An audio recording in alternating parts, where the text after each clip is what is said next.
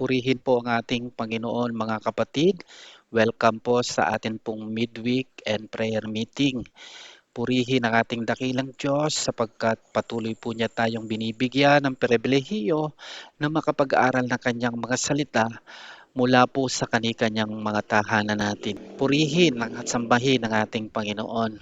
Bago po tayo magbulay-bulay ng kanyang mga salita, ay saglit po muna nating i-commit sa Kanya ang atin pong learning time. Dakilang Diyos, salamat po sapagkat Ikaw ang aming mabuti, makapangyarihan at hindi nagbabagong Diyos na lagi po naming kasama sa lahat ng panahon at sa lahat ng sandali.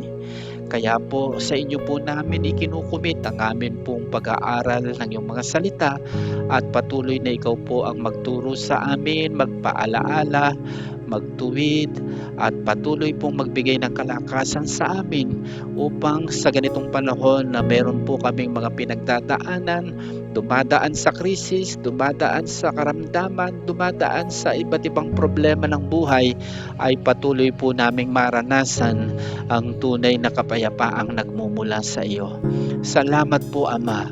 Pinupuri ka namin, sinasamba, dinadakila sa makapangyarihang pangalan po ng iyong anak, ang aming Panginoong Kristo.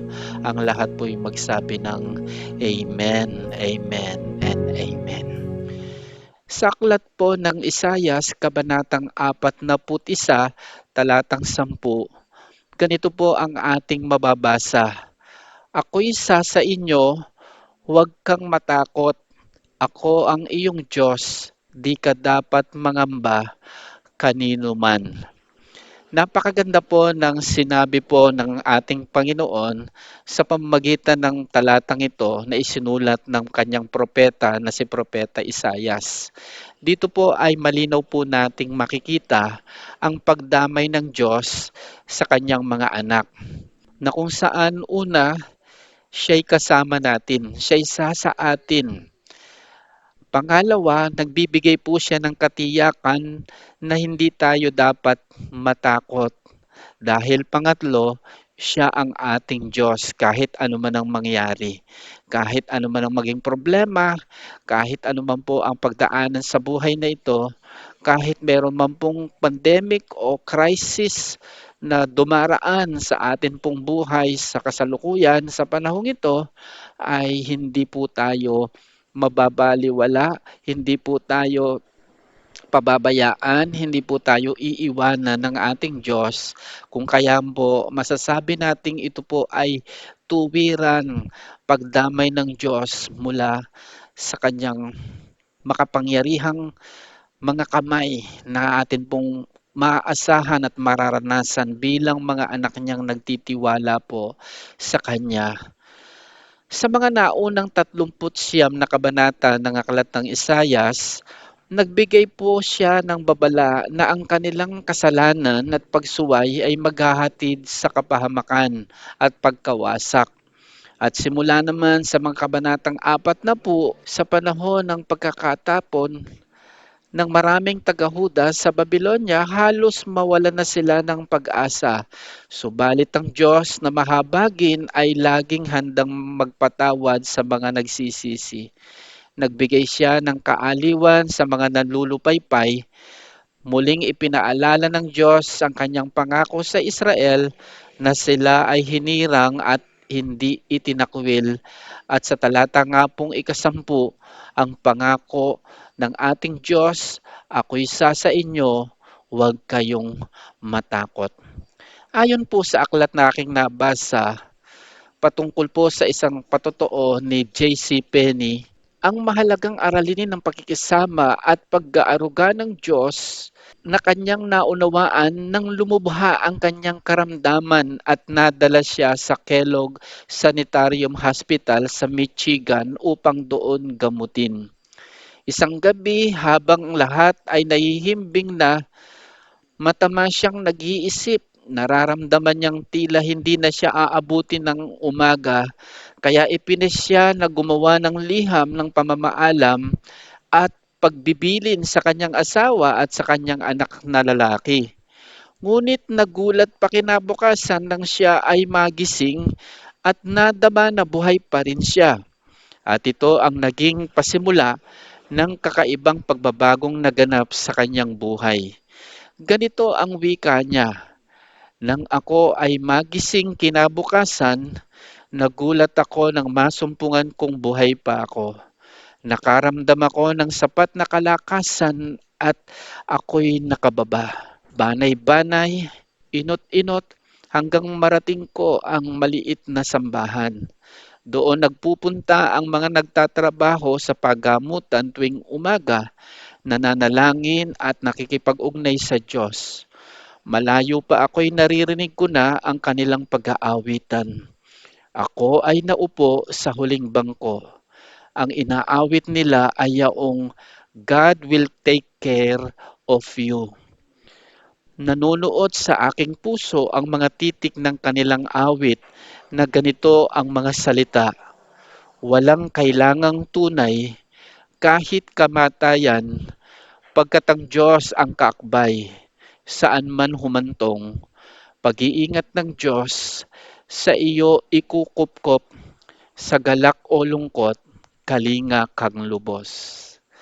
Sa isang katulad niya na nasa ganoong kondisyon, ito po ay napakahalaga. Halos sinihigop niya ang mga katagang narinig.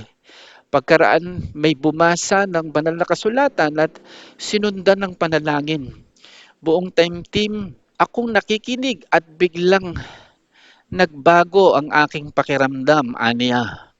Para bagang inalis ako sa kadiliman at itinaas sa isang mainit at maliwanag na araw. Tila inalis ako mula sa impyerno tungo sa langit. Naramdaman ko ang kapangyarihan ng Diyos na kailanman ay di ko naramdaman. Dama ko ang presensya ng Diyos at buong pagmamahal na ako'y tinutulungan. Naramdaman po mga kapatid ni J.C. Penney na siya ay minamahal at napakahalaga sa paningin ng Diyos. Nagkaroon siya ng kapayapaan at pag-asa na naging kasapatan para madama ang kagalakan ng Panginoon. Tulad po ng pangako ng Diyos sa mga Israelita sa Isayas 41 ay patuloy niyang ibinigay ang kanyang pangakong pagdamay at pakikisama. Kadalasan ito po ay nadarama sa panahon ng kahinaan, ng kapagabagan, ng paghihirap, ng karamdaman, ng krisis at pangangailangan at marami pang iba. Napakabuti po mga kapatid ng ating Panginoon. Pag lahat ay maayos, ang iba ay takbo dito, takbo doon, halos walang panahon para sa Kanya. Ang mga pagsaway, babala na ipinasulat niya sa mga taong Kanyang kinasihang sumulat ay hindi napapansin, hindi binibigyan ng pansin. At pag dumarating lamang ang mabigat na panahon, patong-patong na suliranin o mabigat na karamdaman at higit pa, at kahit pag nga gaano karami ang salapi at kaibigan ay hindi rin makatutulong, mga panahong nakita na walang masusulingan, saka lamang naalalang itaas ang paningin at humingi ng tawad at tulong. Mga kapatid, sa lahat po ng panahon ay ipinaalala po ng talatang ito ng Isayas Kabanatang 41, talatang 10, na kung saan sa lahat ng panahon ang pagdamay ng ating Diyos ay tiyak nating maaasahan. Dahil siya mismo ang nangakong sasaatin, ibig sabihin hindi po tayo iiwan, hindi tayo pababayaan. Kahit hindi natin hinihingi ang kanyang paglingap, ang kanyang pagkupkop, ito'y kanya nang ipinangako sa talatang ito. Pangalawa ay kanyang sinabing hindi tayo dapat matakot. Walang dapat ikatakot sapagkat hawak niya ang ating buhay mula sa kanyang mga makapangyarihang mga kamay. Kahit na pa sa panahong ito ng krisis, ng pandemic, ng Delta variant, sa panahon ng karamdaman, sa panahon ng mahigpit na problema na dumaraan sa ating buhay. Hindi po madali ang magtiwala sa Panginoon sa ganitong mga panahon, subalit tiniyak po ng kanyang mga salita na tayo po'y tiyak na makaaasang hindi tayo pababayaan ng ating Panginoon. Kung kaya nga hindi tayo matatakot sapagkat buong-buo po nating mararanasan sa ating buhay ang kanya pong paglingap, ang kanyang pagdamay. Kaya mga kapatid, wala tayong masasabi kundi napakabuti mo, Panginoon. Wala kang katulad. At sapat na po ito para sa kanino mang nanglulupaypay. Sa halos wala nang nakikitang pag-asa at kahit saan bumaling pawang kadiliman ang nakikita na marinig ang makapangyarihang tinig ng Panginoong, "Ako'y sasa iyo, huwag kang matakot, ako ang iyong Diyos, di ka dapat mangamba kanino man." Meron pa po bang hihigit na makapagbibigay kasiglahan at panibagong pag-asa kundi ang ganoong mga salita? Wala na po. Kaya nga mga kapatid, patuloy pa rin po tayong maghintay sa ating Panginoon. Patuloy pa rin po tayong umasa, magtiwala, manalig, tumawag sa ating Diyos sapagkat ang ating Diyos ay makapangyarihan at hindi bingi. Alam niya at nakikita po niya ang mga sitwasyon ng bawat isa sa atin. Sa mga dumaranas ng kapighatian, sa mga kapatid na dumaranas ng iba't ibang mga problema sa panahong ito, karamdaman, yung iba nating mga kaibigang nasalanta ng mga kalamidad, ng mga bagyo, na sa halip na manlupaypay, itaas po ang ating paningin sa ating makapangyarihang Diyos at pakinggan ng Amang Diyos na nagbibigay ng kaaliwan. Ako ay sasa iyo, huwag kang matakot. At makikita po natin na ating malalagpasan ng lahat ng mga ito. Bakit po?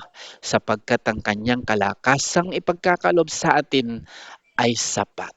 Purihin ang ating dakilang Diyos. Tayo po ay muling manalangin. Dakilang Diyos, salamat po minsan pa sa paalala po ng iyong mga salita na minsan pa ay namin pong nakita, amin pong naunawaan na ikaw po na aming mabuting Diyos at makapangyarihang Diyos ay on the go, ready to take care for each every one of us. Na handa mo po kaming ipagsanggalang, handa mo po kaming tulungan. Ikaw ang aming Diyos na lagi pong nandyan ang iyong pagdamay. You will take care always for each and every one of us sa lahat ng panahon, sa lahat ng sandali. Kaya nga po patuloy po kaming nagtitiwala sa iyo, Amang Diyos. Kami po ay patuloy pong nagpapasalamat sa iyo, humihingi ng kapatawaran sa mga nagawang pagkakasala, mga pagkukulang, at patuloy pong nagpapalingap sa iyo na akayan mo po, gabayan mo po, at habang dumadaan po sa ganitong mga problema, sa ganitong krisis, sa ganitong pandemic, ay nandoon pong may kapayapaan pa rin po kami na maglalakbay sa bawat araw ng aming buhay sapagkat ikaw na aming Diyos na nagsalita at nangako ay kasama po namin sa aming buhay at hindi mo kami iniiwan at pinababayaan at itatawid mo po kami ng ligtas, ng matagumpay, ng malakas at patuloy pong masisilayan po namin na matatapos po ang krisis na ito, matatapos po ang pandemic na ito, na kami po ay magkakasama pa rin po at ikaw na aming Diyos ay paglilingkuran pa rin namin ano man pong mangyari. Salamat sa iyo, Panginoon. Patuloy mo pong ingatan, patuloy mo pong tulungan, kalingain ang mga kapatid namin mula sa kanilang mga tahanan. Ang mga may karamdaman ay patuloy na makaranas ng kagalingan at kalakasan. Ang mga nanghihina ay patuloy pong makaranas ng kalakasang espiritual mula sa iyo. At ang mga nawawalan po ng pag-asa ay patuloy pong makasumpong ng iba yung sigla at lakas ng buhay espiritual na nagmumula sa iyong Santong Espiritu na siya pong nagbibigay sa amin ng kapayapaan at kagalakan sa bawat araw.